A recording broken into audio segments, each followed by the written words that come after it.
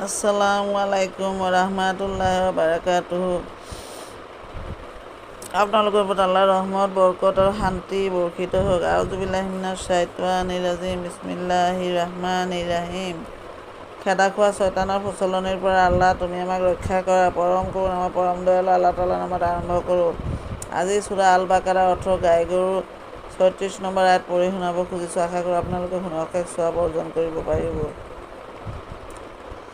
فأزلهما الشيطان عنها فأخرجهما مما كان فيه وقلنا اهبطوا بعضكم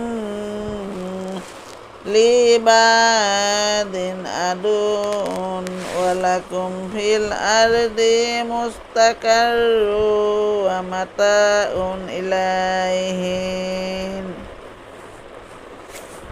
অর্থ, কিন্তু শয়তান তাদেরকে উহা হতে পদস্খলন ঘটাল এবং তারা যেখানে ছিল সেখান থেকে বহিষ্কার করল। আমি বললাম, নেমে যাও, তোমরা একে অপরের শত্রুরূপে, এবং পৃথিবীতে কিছুকালের জন্য তোমাদের বসবাস ও জীবিকা রইল। সমাপ্ত।